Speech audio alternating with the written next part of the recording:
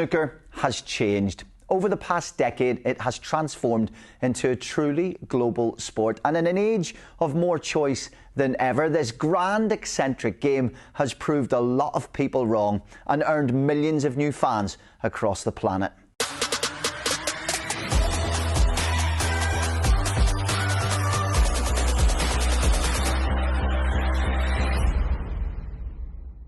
It's a commercial success story that needs told, and I'm about to tell it. From where the sport came from to where it's going, and how it's all tied into the ambitious aspirations of the World Snooker Tour.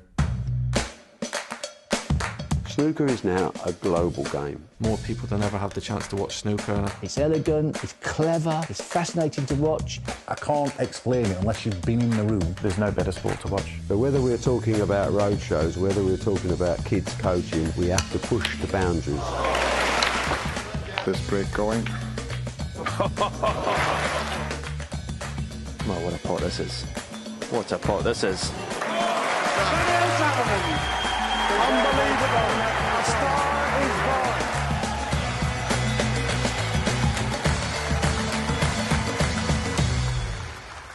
So here's the history lesson. Snooker was invented in 1875 by British Army officers in a town called Jabalpur in India. A young lieutenant called Neville Chamberlain, not that one, was experimenting on the officers' mess table, trying to come up with a game that had red balls and coloured balls, and he invented the game we now know and love. So why snooker? Well, that was the nickname given to rookie cadets in the British Army, so Neville thought, as nobody's ever played this game before, we're all snookers. He called it that, and it stuck. In the early part of the 20th century, the key figure for the development of the game was Joe Davis. Not only did he win the inaugural World Championship in 1927, he bought the very trophy that is still handed out today. We've got through it all, and for another year, at any rate, I'm pretty safe. He went on to win 15 world titles, and in that first ever one, 1927, the prize, £6 and 10 shillings. That's a little shy of what Judd Trump won in 2019, £500,000. What connects Davis and Trump? Both not known for buying around.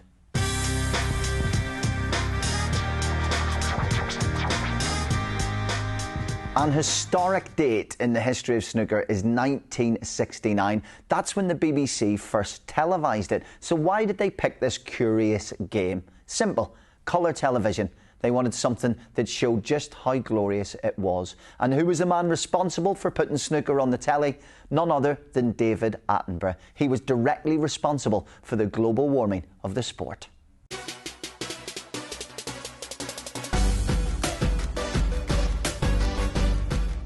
Coverage of the World Championship actually began in the late 70s, and as we crept into the 80s, the sport exploded. It was simply the biggest game in Britain. It's all over. Steve Davis then continues his tapestry of titles. I think it's hard to now envisage what it was like back in the 80s as a snooker player. There were only 3 television channels when the 80s turned, so we had a trapped audience. And I don't suppose BBC, when they decided to commit to more than just pot black, realised what a monster they were going to have on their hands when they signed off the World Championship in its 2-week entirety a la Wimbledon. But in a very short space of time, they realised that the game was out of control. People were loving what they saw. Plenty of people that had never really walked into a snooker club were starting to become fans of the game. And then for the rest of the 80s, we were in an amazing position as snooker players to have not really had that much popularity and exposure and recognition to becoming overnight pop stars.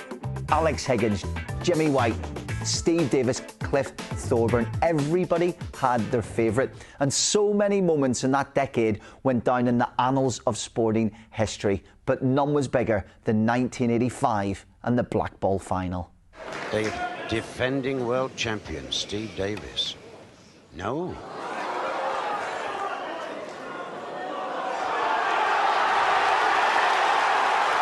And this is really unbelievable.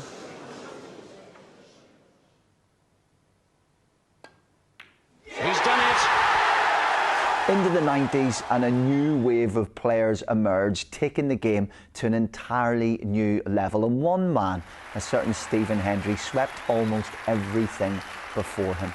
But in 1992, we gave birth to the golden generation. Ronnie O'Sullivan, John Higgins and Mark Williams all turned professional, and they would go on to become multiple world champions. The 1991 Masters champion, Stephen Hendry. Ronnie O'Sullivan, ladies and gentlemen. John Higgins! But as the new millennium came, the sport was left behind. Sponsors were lost, tournaments fell by the wayside. The annual prize pot for an entire season of snooker was just $3.5 million, which meant even some of the top players were part-time, with months between tournaments. Very tough for a young player, especially from Australia, deciding whether or not I need to commit my life to this, because the sport was very up and down with sponsorship. The amount of tournaments as well, you never really knew how many you were going to get each season. I think the season I won the World Championship, we only had 6 tournaments. I mean, I won 2 of them, so that doesn't leave very much for the other players. By 2009, the circuit was at an all-time low, and the players decided enough was enough. They voted out that administration, and they brought in a man who, in sporting terms, can perform miracles. Things were so bad at one stage that enough players had seen what Barry Hearn had done in darts and went, why haven't we got this guy running our game? It was a scary time. I mean, it was a time built around complacency, built around the memory of where the game was in its peak in the 80s and early 90s. It was a statement of mismanagement and also complacency, you know, by the players themselves as well as the management. It was unfinished business for him, because over the years of watching what he thought was a wonderful game and sport just messed around with, I think he wanted to prove that he could do a good job, and that's where he started off. They were his roots, so he wanted to have one crack at it. The sport had lost its way and forgotten what made it a great sport in the first place, which was excellence and personality. It was a relatively easy job to bring it back from the brink. The UK is falling in love with snooker again. Now, it's not quite a marriage made in heaven yet, but the fans in the sport are dating again and having fun. In Britain alone, there are 11 tournaments in the calendar. And as for the biggest ones, they're the hottest tickets in sport.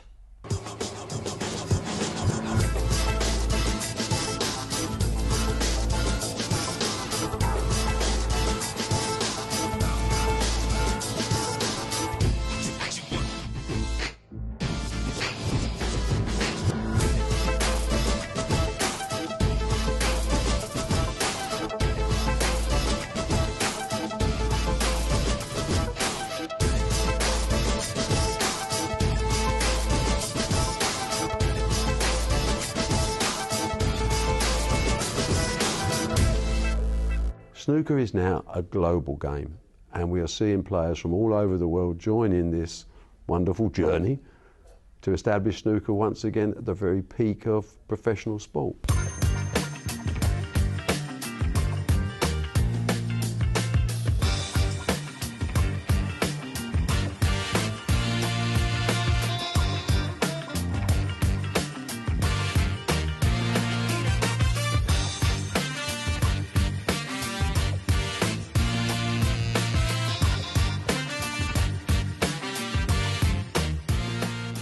All the tournaments are really well sponsored, fantastic prize money for all the players, not just the top players, but all the players all the way down in the rankings have a fair opportunity to earn a living. And yeah, and that's where snooker needs to be. When you see someone like Judd coming into the game and the amount of tournaments he's got and the amount of money he's winning, you would love to be starting out again. But no, listen, you never ever look back on things, and I've had a good career, but the incentives are there for all the players just now, especially younger ones. But it's internationally where the most significant growth has come. For the first time in snooker's history, it's rivaling sports like golf and tennis in terms of the amount of countries where it is played and watched.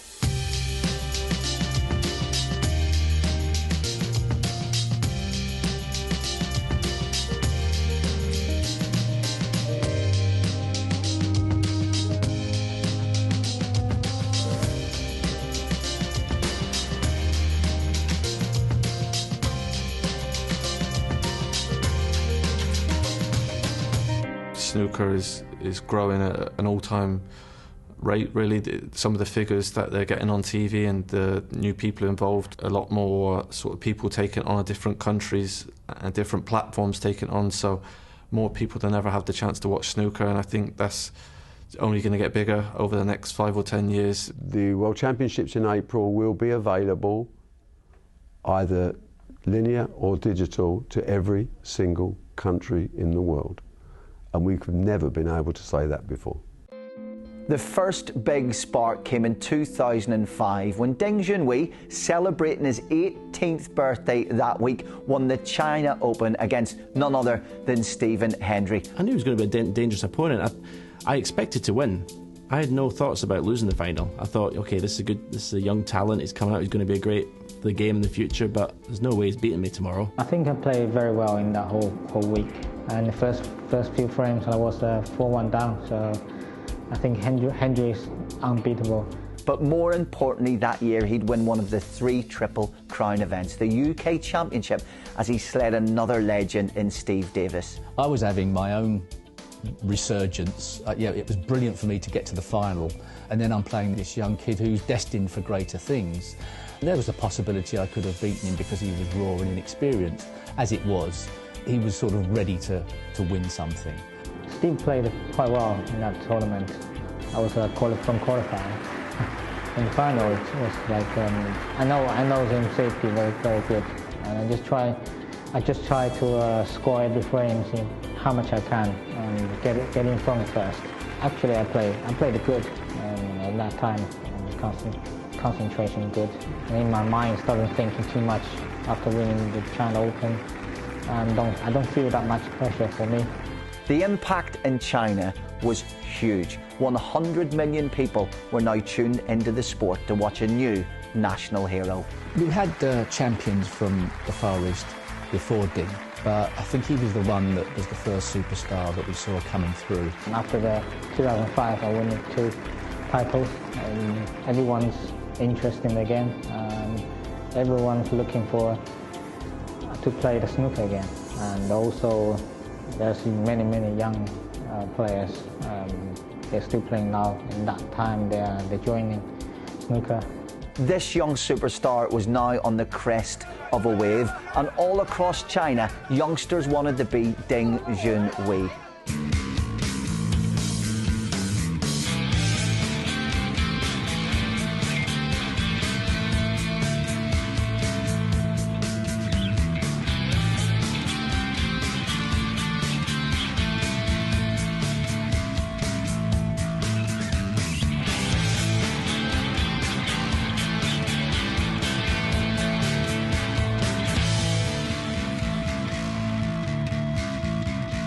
The grassroots and amateur structures in China are now the best in the world, and that's why 12 of the youngest 14 players who are currently playing professional snooker are from China, and many of them are based in Sheffield at Victoria She's Snooker Academy. At the moment, I have 14 and more coming each year because I must be doing something good.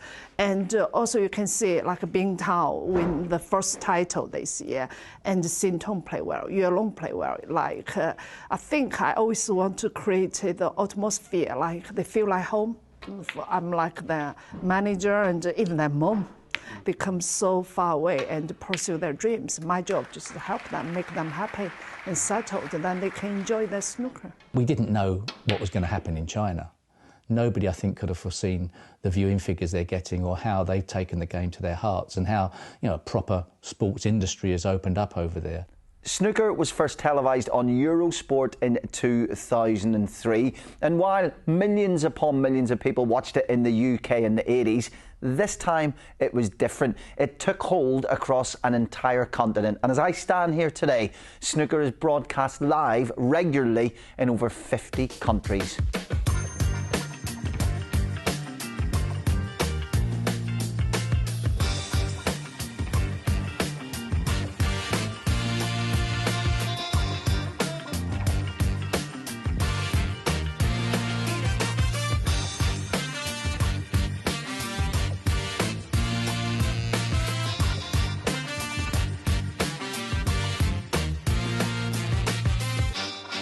I think there's more people watching it on Eurosport in telly than playing at the moment because the game is so hard. And hopefully we are a good example for players to show that we can get on tour. Players from obviously Eastern Europe or Middle Europe can get on tour, so it's possible and more players going to play. The Tempodrom venue in Berlin hosts one of snooker's most beautiful and biggest events of the season. If only Germany could find snooker's answer to Boris Becker or Michael Schumacher, the popularity of the sport would grow massively.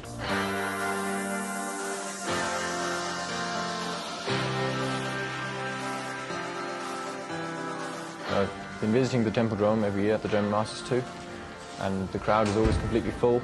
Same at the Paul Hunter Classic in Perth. I've been there a few times now, and every time it's scintillating. It's so many people in there, and players play good shots. If everybody claps, or that's just a great atmosphere. And I hope that I will play there one time. Yeah. In Thailand, James Watana carried the hopes of a nation on his back in the 1990s. But today, that mantle has been taken up by two electric young players, Nopom Sangkam and Thepchaya Anu.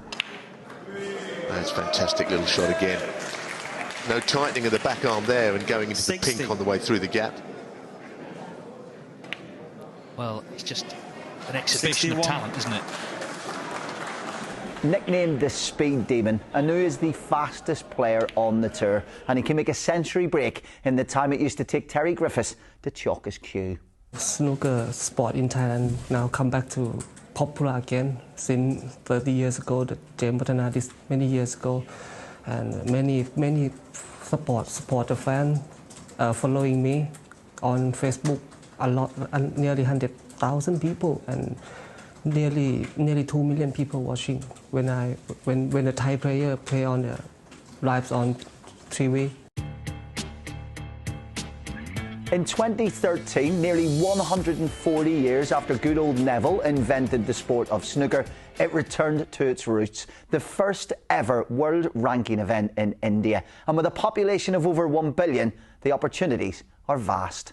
The problem with countries like India is that they serve one god, and he's called cricket.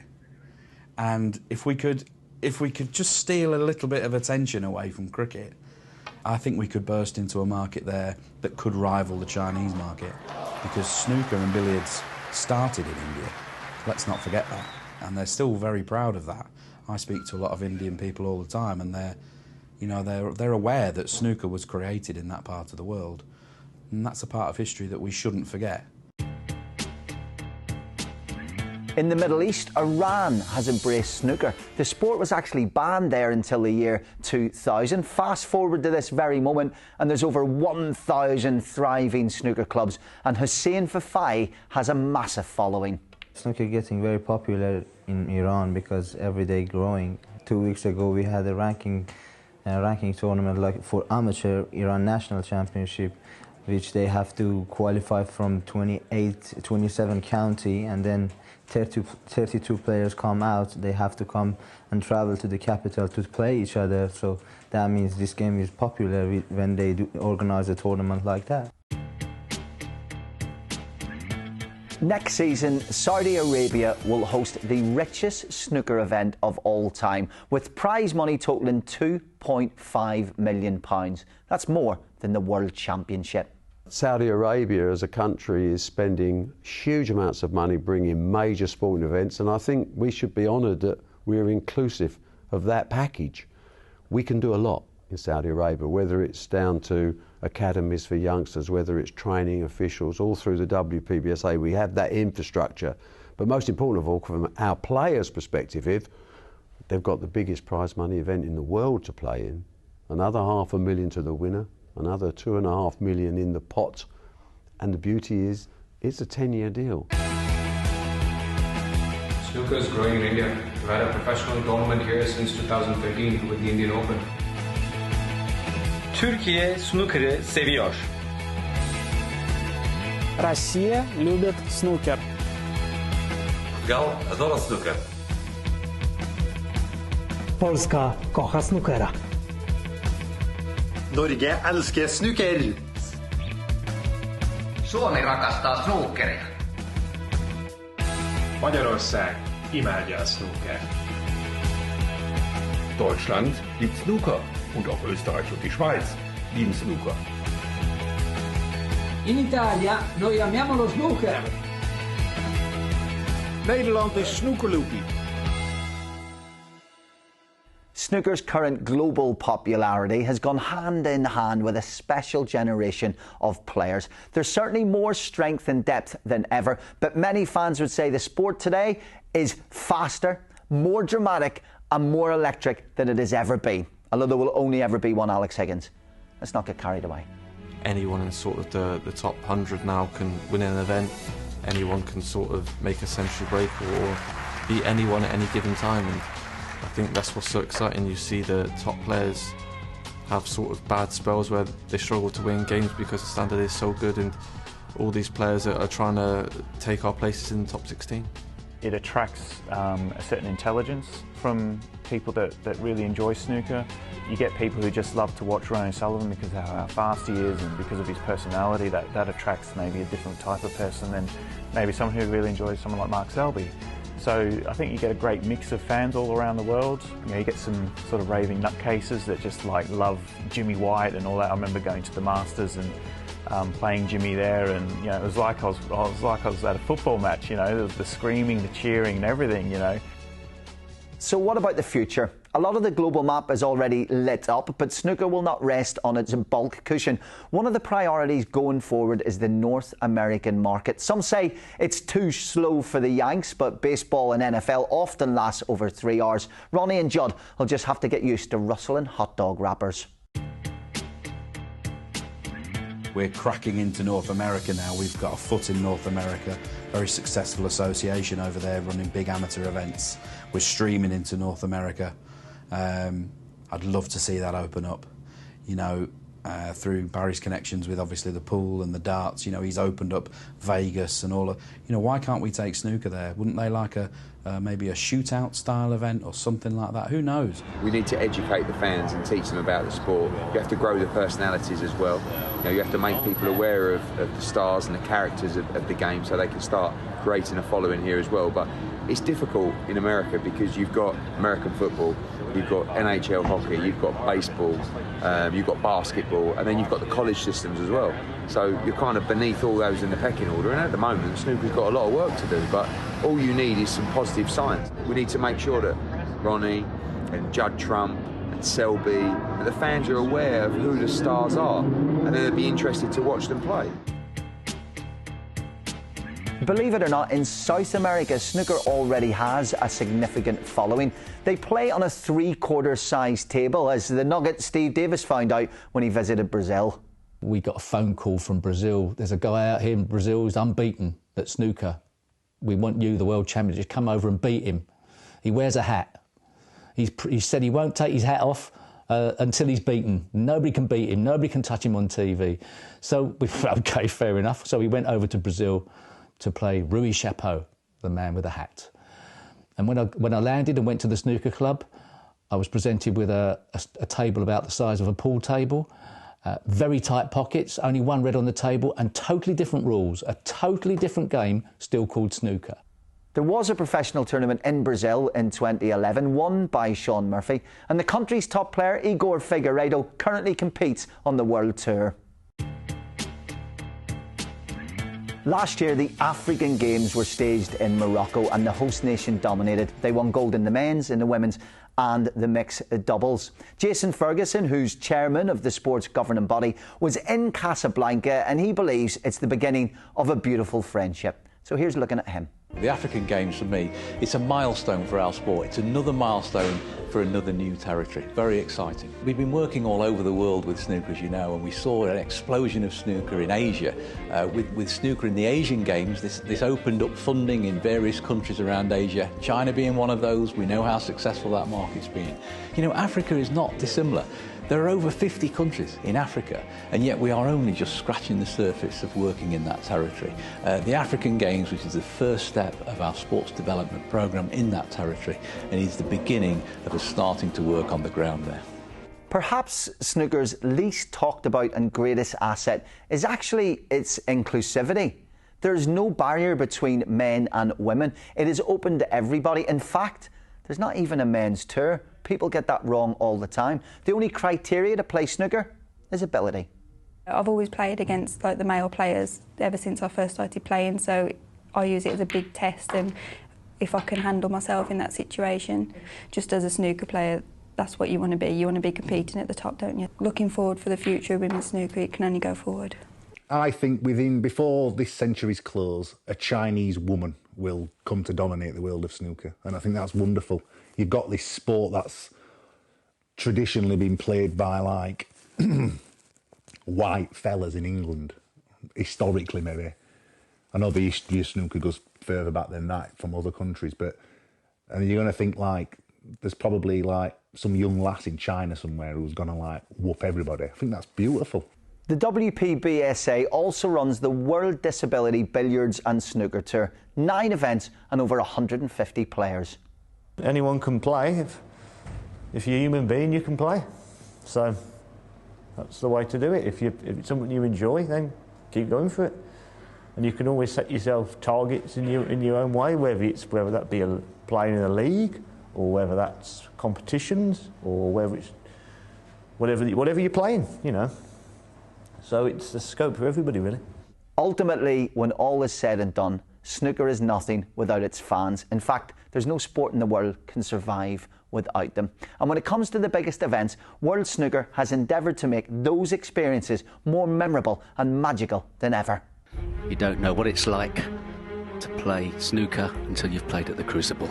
There's certain events in certain sports, the Masters at Augusta, you'd want to go and see a football match at Wembley, you'd want to go and see the rugby at Twickenham, and Crucible is, I mean, it's an amazing place. It's so, I mean, use the word intimate, you know, you feel like you're right there with the guys and you could hear a pin drop. When that hush descends.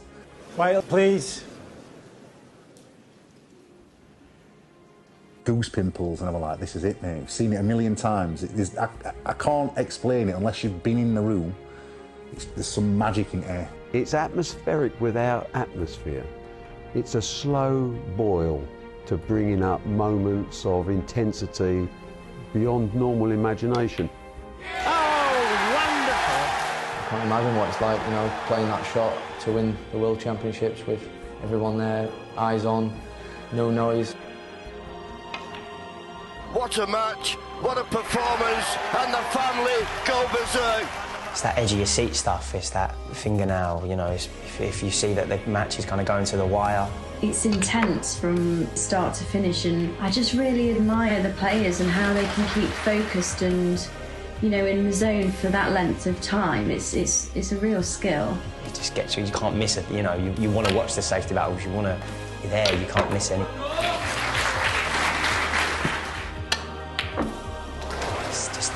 It's that thing what snooker does, you know, where it grabs you. 10 years ago, the perception of snooker was it was a dying sport. Today, it's acknowledged globally as a vibrant sport that's going to areas that we've never been to and paying their participants, the players, money they'd never envisaged. So there, in a nutshell, is the story of the sport of snooker. A past undoubtedly that cannot be forgotten, but a bright future that simply cannot be ignored.